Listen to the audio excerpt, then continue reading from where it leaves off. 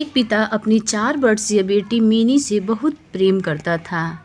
Office से लौटते वक्त वह रोज उसके लिए तरह तरह के खिलौने और खाने पीने की चीज़ें लाता था। बेटी भी अपने पिता से बहुत लगाव रखती थी और हमेशा अपनी तोतली आवाज़ में पापा पापा कहकर पुकारा करती थी। दिन अच्छे बीत रहे थे कि अचानक एक दिन मिनी को बहुत तेज़ बुखार हुआ। सभी घबरा गए।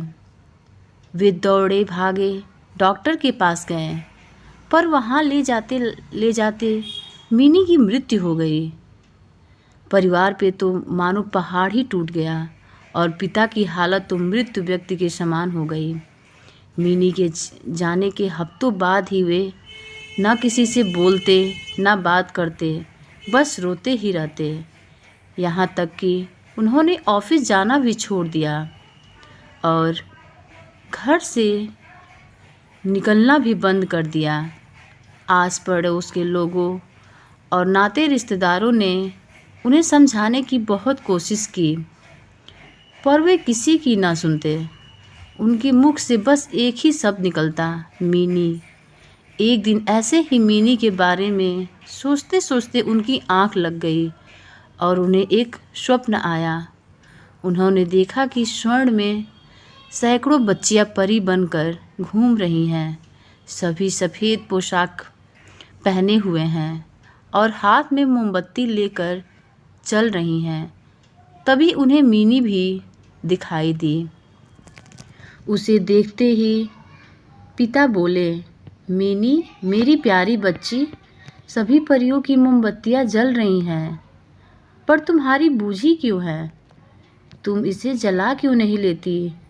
मिनी बोली, पापा मैं तो बार बार मोमबत्ती जलाती हूँ, पर आप इतना रोते हो कि आपके आंसू से मेरी मोमबत्ती बुझ जाती है।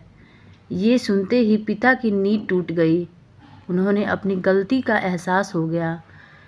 वे समझ गए कि उनके इस तरह दुखी रहने से उनकी बेटी भी खुश नहीं रह सकती और वह पुनः सामान्य जीवन की तरह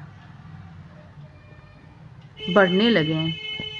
मित्रों, किसी करीबी के जाने का गम शब्दों में बयां नहीं किया जा सकता, पर कहीं ना कहीं हमें अपने आप को मजबूत करना होता है और अपनी जिम्मेदारियों को निभाना